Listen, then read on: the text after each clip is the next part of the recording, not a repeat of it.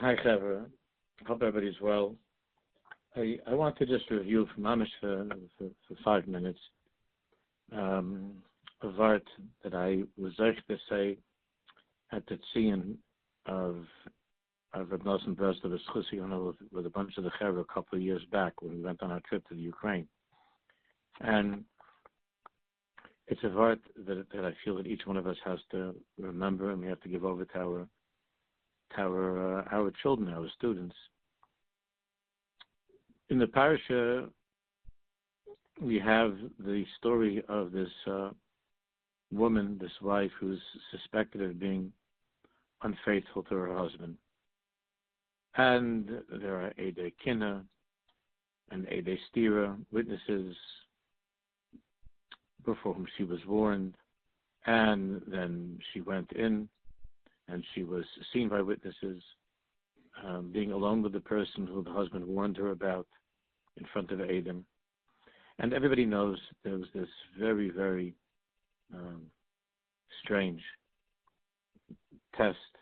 The woman insisted that she was innocent, and she would be tested with the Mayim Hamarim, with these waters, with Hashem's name, with the parasha that was put in, and so on, as it's all described in the Chumash and in Masechta Soita, Zahal Masechta.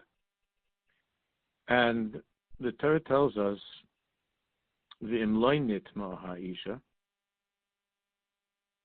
that if the woman did not defile herself, if she didn't actually commit the aveira of having relations with that person, utahirahi, and she is pure, so v'niksa v'nizra zara, then she will not be harmed, and she would be able to have seed. Now, what does that mean? So Rashi brings from the Gemara. Rashi says, "V'imlay nitma isha."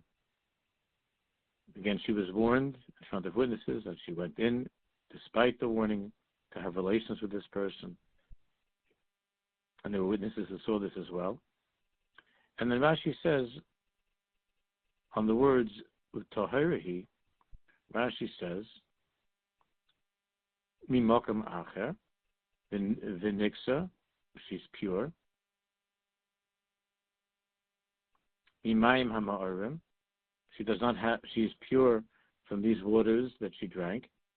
Not only that, but v'nizra, the pasuk says v'nizra azara. She's going to have children. And the Gemara, Rashi brings from the Gemara, if there's a woman that wasn't able to have children in the past, then she'll be able to have children. The letters b'tzar. If she's in the past, she's had terrible, terrible labor pains. From now on, Tele Berevach, it's going to be easier. And even regarding the health of the children, the Gemara goes on and Rashi brings down that they'll be beautiful and healthy children. So, the Emes asked, and this is brought down from some other tzaddikim as well, but I heard it first in the name of the Emes. The Emes asked, Sof Kol Sof, who are we talking about over here? We're talking about a woman who was warned by her husband in front of Adam not to go with this particular man who she obviously has an inyan with and has been flirting with, not to go alone. She ignored that. She knew of the Edus. She ignored that, and she went ahead again where there were Adam, and she went alone with this man for the purpose of having relations with him. And yet, the Torah tells us that if this woman, Lamaisa, did not have relations with that man, whatever they were doing, but she did not have relations, and she insisted on her faithfulness when it comes to that she did not have relations with a man. So then, not only is she acquitted and let off the hook, and is not killed by the waters, but she is promised all kinds of wonderful things. That she is pure, and she's going. If she couldn't have kids, she'll have kids. And if she had problems having kids, it'll be now easy. It'll be wonderful, and the children are going to be gewaldig and healthy. So the Imam asked, Sof Kol Sof, not talking exactly here about it, some kind of tzedekis. I mean, she was with a man. Maybe she did not have relations with a man. The husband warned her. She ignored that, and she went with this guy. And she didn't actually commit that crime. Could be they were doing all kinds of other things, but she didn't actually have relations with him. There was no bia. And why is it that she is promised the Nixa, the Nizra, Zara, that she can now have children? Then the children are going to be born without the pain of what all other women go through.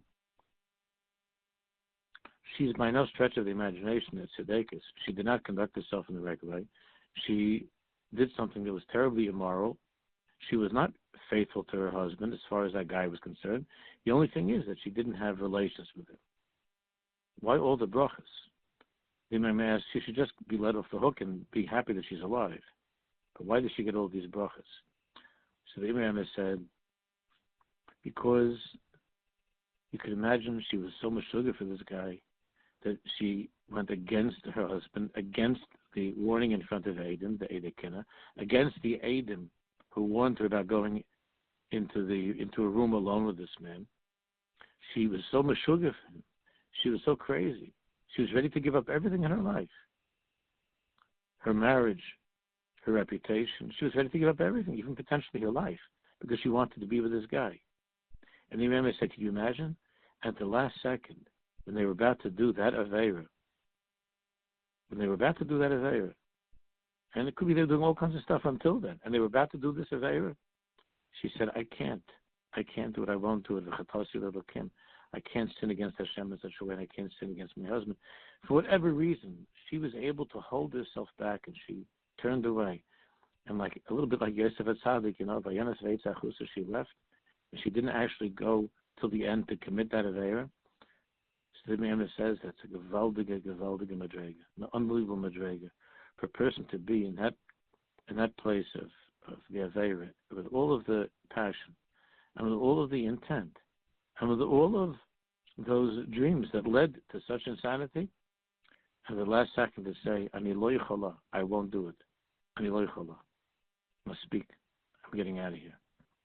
So even though we don't wish this on any Jew, any of our daughters or granddaughters, chas v'chalila, but the Kodesh Baruch Hu recognizes the struggle of a person who has already gotten himself into deep trouble. And even in that place of deep trouble, if you're able to hold yourself back, not to do this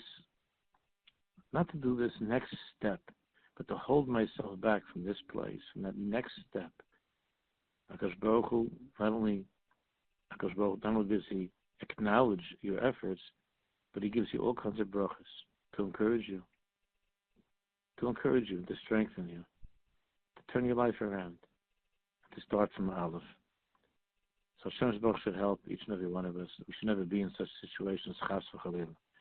But whatever it is in life, and wherever we are, and there's something that we're tempted to do, and we made up our minds to do, and somehow we're able to muster up enough Yiras Shamayim to do the work of Yosef HaTzadik and Vayanas V'Eitzei, and Hakadosh Baruch has all kinds of unbelievable rewards waiting for such a person. The Nixa, the Nizra, Zara. We should be Zaychim Hashem to be good. If Hashem's Baruch to have nachas in each and every one of us.